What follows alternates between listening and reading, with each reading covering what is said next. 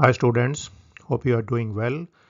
Today I am going to discuss a particular formula and method which is very useful for quadratic functions, and we are going to illustrate this with the steepest descent method. So this is optimization tutorial 13a, and we are going to discuss about step size for quadratic functions. I am Dr. Ganguly.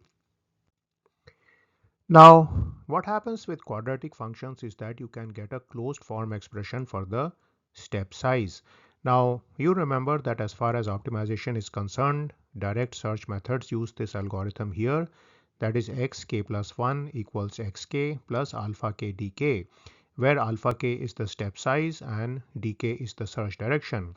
In the case of the steepest descent method, the search direction is given by negative of the gradient vector. So this is one of the simplest search methods out there.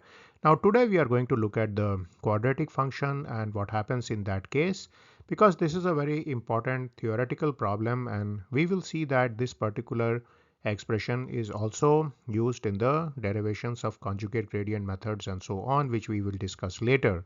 And I'm going to present to you the Python code for this problem. We are going to compare the exact step size with the step size obtained by a numerical 1D search method. And if you know of this exact step size, then it's going to considerably reduce the complexity of your computer program as well as the number of function calculations you need to do. Now take a look at optimization lecture 13 on the steepest descent method if you are more interested in this method, and also on lecture 16, which will come on later with the tutorial on quadratic function optimization. So let's start with question number 1, which tells you to write a Python program for the steepest descent method and compare the optimal step size obtained from a 1D search method with the step size formula for quadratic function. And we of course are going to use a quadratic function here, so I'm using the function x1 square plus 2x2 square, and I'm going to start from the point 5 minus 5. So just to recapitulate the theory, if you have a quadratic function of this form, that is half xt ax minus btx, then the step size is given by this expression here, which is alpha k is ckt ck ckt ack, where t here stands for the transpose.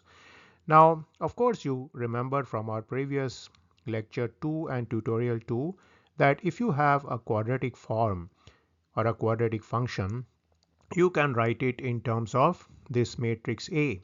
So essentially we can write it in the form half xt ax, and A here actually becomes the Hessian of this quadratic function here. So this is something which is very important, because you are of course going to require this matrix A to calculate the step size, and of course you are going to require the gradient vector C at a given point. So this formula is something we are going to use, and we are going to check it with the search method out there for 1D problems. Let us now look at the Python program. So we need a simple function to essentially return the math function x1 square plus 2x2 square. This function is given here.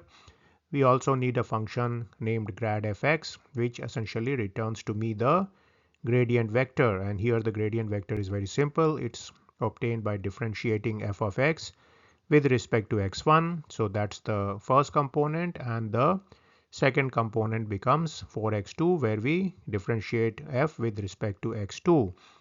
So this is the gradient vector for the problem, which of course we are denoting by the symbol c. We also need a function f1d, and this function is required by the 1D numerical search. And what this function does is that it returns the value of f at x plus alpha d. So essentially it returns the value of f at the point xk plus 1, provided I input to this function d the search direction, x the current design point, and alpha the step size. Now the Python code for this particular function, which gives the step size, is pretty easy to write, because I can invoke the NumPy library and I can use the method known as dot. So essentially on top here on the numerator term, I simply have the dot product of c and c, and in the denominator term I have the dot product of A into C and C. So essentially, if I simply return this value, it's going to be a scalar and it's going to give me the quadratic step size. Now we are going to compare it with the 1D search method, the numerical search. And essentially in this search method, what happens is that I take all these values of alpha. We start with delta, 2 delta, 3 delta, all the way so on. And we bracket the delta to this value here. So these are alpha values corresponding to the lower bound, the middle bound, and the upper bound. And once I get these particular values, then I can figure out the location at which the function was decreasing and then it suddenly starts increasing. So that is the point at which we say we have bracketed the minimum point. And once we have bracketed the minimum point between two bounds here, I can very easily calculate the alpha value as the mean value of this lower bound and upper bound. And we keep doing this in the loop here until we converge. Remember, every time I'm actually bringing delta down. So I'm dividing delta by 10 here. So I start with delta is 0.05, then I divide it by 10, so it will become 0.005, and we continue this process till we converge. So we are going to use a small number to check out the convergence. And this value I, which is being used here, is the distance between the upper bound of alpha and the lower bound. Now details of this particular search method are given in tutorial 7. You can take a look at that. But of course you see that this kind of numerical search is quite cumbersome. It requires a lot of calculation of the function and so on. So now let us turn to our main program. The main program is going to require this particular matrix, the A matrix or the Hessian matrix for this quadratic form. So essentially I import numpy as np. This is required because numpy is being used at several places. I have the starting design as 5 minus 5, which I am using here. I also need this A matrix, which is essentially 2004, which I have coded in here. Now this particular matrix is going to be required to calculate the step size. So what I need to do is now I need to slightly modify the steepest function which we used previously in tutorial 13 to pass in this particular matrix A mat. So that goes in also. So the starting design x0 goes in. The tolerance is a small number here that's going to be used to control the convergence of these algorithms, and max is a large value which I use for the for loop. And then this steepest function is going to return to me x star and k, x star being the optimal point and k being the number of iterations it took to converge this method. Finally, I'm going to print out gradient descent method results, and I'm going to print out the minimum value x star and the number of rounds it took to converge, that is k. So let us take a look at the steepest descent function, which I have slightly modified to include this particular A matrix which is now going in. And what you do is you have the for loop going from I in range max, and then of course we calculate the gradient vector. We set d is minus c, and I am actually calculating alpha by two methods. So in one round, which is being used here to actually update the step, I am calling the 1D search method, the numerical search. And the second round I am calculating this alpha subscript q. Here I am using the quadratic step size, which is actually giving me the exact results. So I'm simply going to compare these two numbers here. Remember, as far as the numerical search is concerned, I'm also using a tolerance of up to 5 decimal places. So that was 0.401. So I should get more or less similar results here. Then I print out the numbers here. So I print out the step size in the form whatever is being given by the numerical search. And the second case, I print out the step size, which is coming from the quadratic formula. So I'm printing these out to 5 decimal places. That's what this round function does.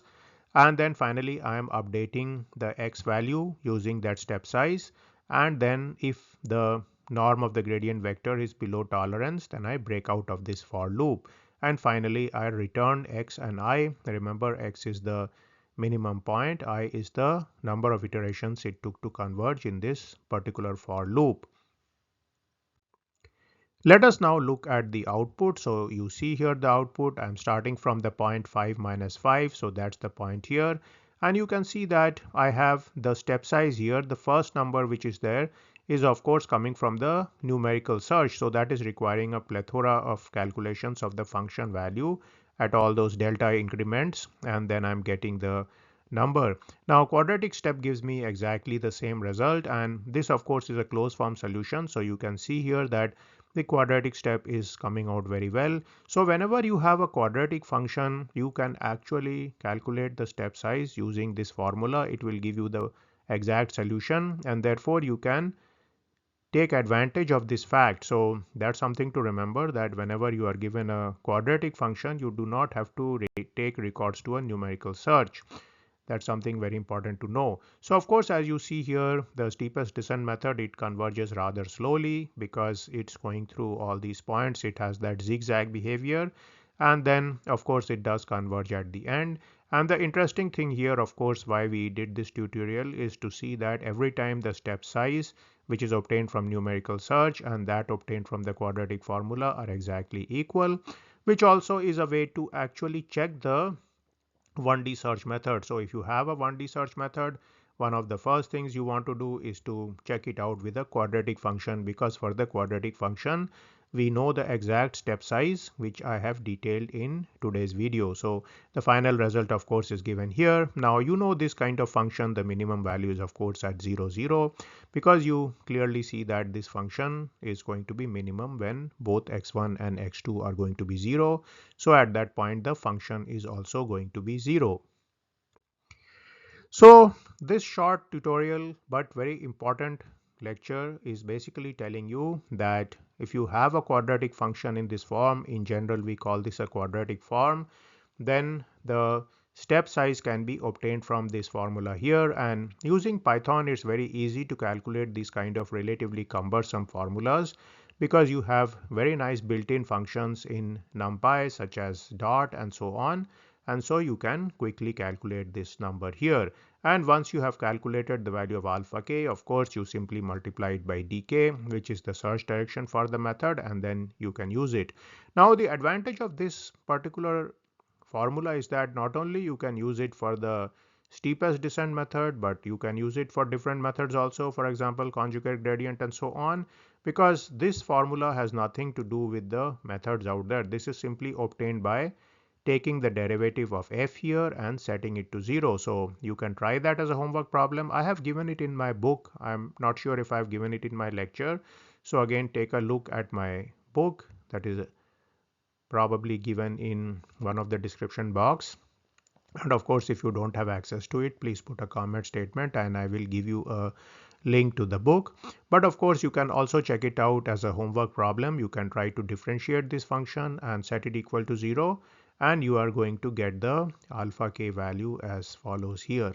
So of course, if you are interested in the theory, take a look at lecture 13 on the steepest descent method, and also check out lecture 17, which exclusively deals with quadratic functions and how quadratic functions and the way they behave are the source of some of the formulas we have in the conjugate gradient method, for example, including the Fletcher-Reeves method, the Heston-Stiefel method, and the Pollack-Rebier method, which we are going to discuss in further videos.